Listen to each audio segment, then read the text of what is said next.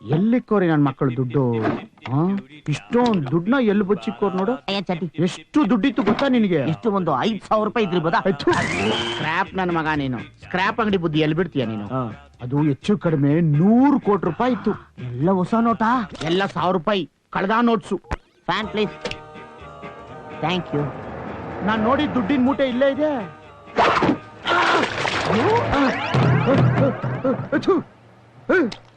ಫೆವಿಕಾಲ್ ಬಿದ್ರೆ ಏನು ದುಡ್ಡು?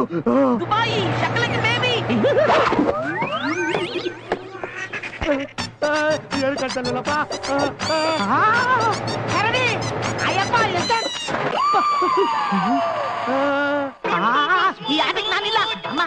ದುಡ್ಡು ದುಡ್ಡು ಸಿಲ್ವರ ಕಾಣಿಸ್ತಲ್ಲಪ್ಪ ದುಡ್ಡು.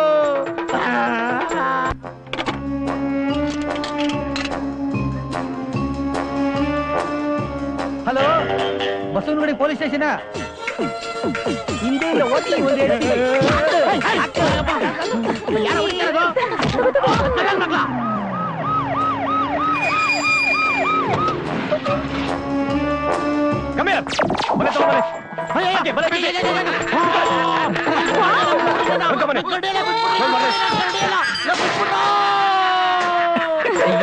ಈ ಪ್ರಾಣಿಗೆ ದಯೆ ತೋರಿಸೋ ಸಂಘ ಇನ್ ಯಾವ್ದು ಸಿಗಲ್ಲ. ನಾವೇ ತಿಪ್ಪಾರಳ್ಳಿ ತರ್ಲೆಗಳು, ನಮ್ಮ ಹತ್ರ ತರ್ಲೆ ಮಾಡಕ್ ಬರ್ತೀವಿ.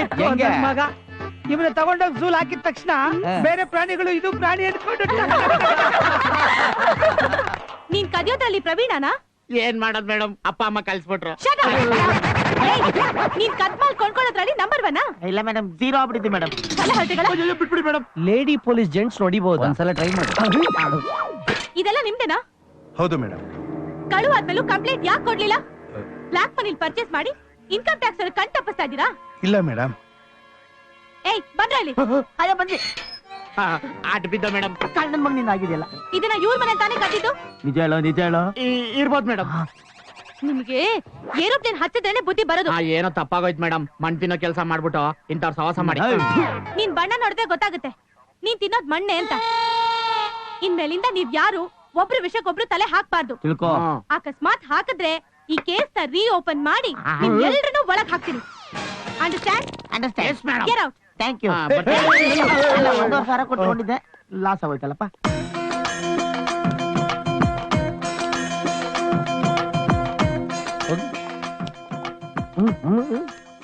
ನೋಡಿದ್ರಾ, ಒಂದೇ ಕಲ್ಲಲ್ಲಿ 3 ಹಕ್ಕಿನ್ ಹೊಡೆದೆ. ಆ ದುಬೈ ಇನ್ಯಾವತ್ತು ಆ ಸ್ಕ್ರಾಪ್ ಶಾಪಿಗೆ ಹೋಗ್ಬಾರ್ದು.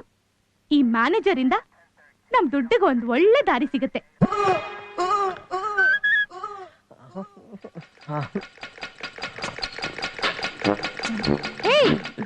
What is this blacky? ನನ್ನ ಬ್ಲಾಕಿ ಅಂತ ಕರಿಬೇಡಿ. ಒಂದ್ ತಿಂಗಳಿಂದ ನಂದಿನಿ ಹಾಲಲ್ಲಿ ಬರೋ ಕೆನೆನೆಲ್ಲ ಹಚ್ತಾ ಇದೀನಿ. ಇನ್ 2 ತಿಂಗಳಲ್ಲಿ ನೋಡಿ ಮೈಕಲ್ ಜಾಕ್ಸನ್ ತರ ಕಲರ್ ಬಂದ್ಬಿಡ್ತೀನಿ. ಹೌದು, ನಿಮ್ ಬ್ಲೌಸ್ ಕೊಡಿ, ಹೊಲ್ಕೊಟ್ಬಿಡ್ತೀನಿ. ಇಲ್ಲೇ ಹೊಲಿತೀರಾ? ಅಯ್ಯೋ, ನೀವು ಹೋಮ್ ಡೆಲಿವರಿ ತರ ಪಿಜ್ಜಾ ಚೈನೀಸ್ ಫುಡ್ ಕೊಡ್ತಾರಲ್ಲ, ಆ ತರ ಈ ಪಾಂಡುಗ್ ಇಷ್ಟ ಆದವ್ರ ಮನೆಗೆ ಟೈಲರ್ ಮಿಷಿನ್ ಸಮೇತ ಬಂದು ಬ್ಲೌಸ್ ನ ಸ್ಪಾಟ್ ಡೆಲಿವರಿ ಕೊಟ್ಬಿಡ್ತಾನೆ. ನೀನ್ ಕಪ್ಪು ಅಂದ್ರೆ ಕಪ್ಪು ಪಾಂಡು. ಈ ಪಾಂಡು ಪಟ ಪಟ್ ಅಂತ ನಿಮಗ್ ಬ್ಲೌಸ್ ಹೊಲ್ಕೊಟ್ಬಿಡ್ತಾನೆ. ಹಿಂದೆ ದೊಡ್ಡ ಕಿಟ್ಕಿ ಇಟ್ಕೊಡ್ತಾನೆ. ಓಕೆ,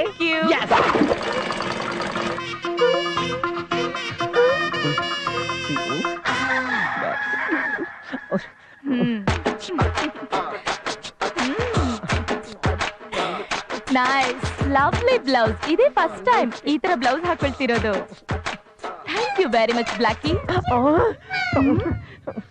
ಬೈ ಪೇನ್ ಆಗ್ತಾ ಇದೆ. I love it too. ಅಪ್ಪ ಕಾಲು ಭೈರವ, ನಮ್ದವ್ರನ್ನ ಕೈ ಬಿಡಲ್ಲ ಅನ್ನೋದಕ್ಕೆ ನೀನೇ ಸಾಕ್ಷಿ ಕಣಪ್ಪ. ನಾಣಿ, ನೀನವತ್ತು ಕಾಲ ಭೈರವನ್ಗೆ ಬುಡ್ಸ್ಕೊಟ್ಟಲ್ಲ ತಾಯ್ತಾ, ಅದನ್ನ ಕಟ್ಟದ ಮೇಲೆ ನನ್ ಮಗನ್ ಜೀವ ಉಳಿತು. ನಿನ್ ಉಪಕಾರ ನಾನು 7 ಜನ್ಮಕ್ಕೂ ಮರೆಯಲ್ಲ ಕಣಪ್ಪ, 7 ಜನ್ಮಕ್ಕೂ ಮರೆಯಲ್ಲ. ನೋಡಯ್ಯ, ನೀವೆಲ್ಲ ಬಡವರಾದ್ರು ಹೃದಯದಿಂದ ಶ್ರೀಮಂತರು. ಎಲ್ರಿಗೂ ಒಳ್ಳೇದ್ ಮಾಡ್ಬೇಕು ಅಂತ ಆಸೆ ಪಡ್ತೀರಾ.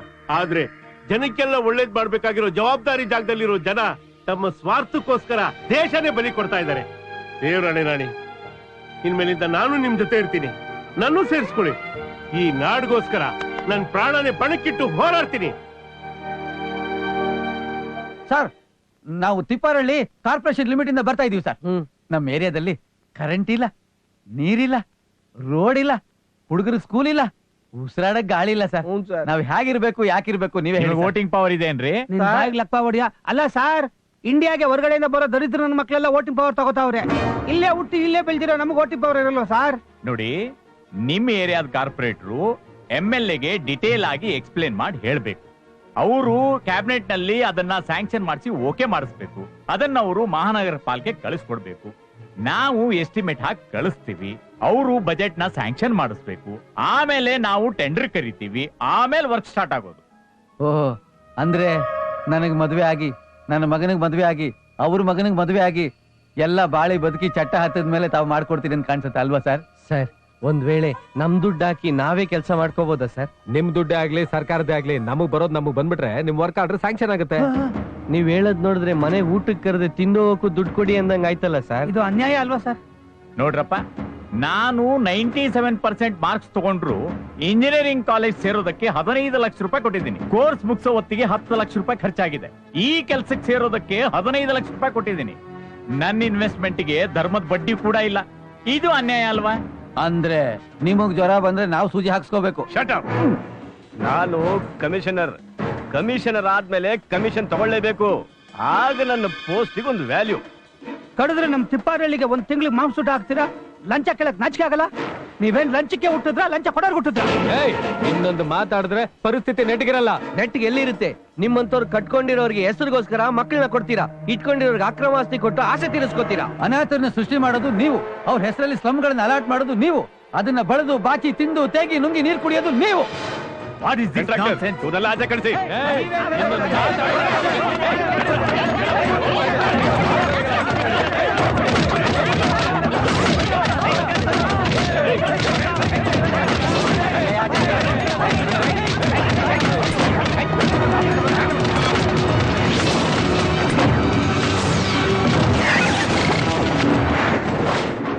ನಾನ್ ಚೆನ್ನಾಗಿ ಓದಿದ್ಮೇಲೆ ಡಾಕ್ಟ್ರು ಇಂಜಿನಿಯರು ಅಂತ ಆಗಕ್ ಹೋಗ್ದೆ ರಾಜಕೀಯಕ್ಕೆ ಬಂದು ಜನಸೇವೆ ದೇಶ ಸೇವೆ ಮಾಡಕ್ ಆಸೆ ಪಡ್ತೀನಿ. ಇದೇ ನನ್ನ ಕನಸು.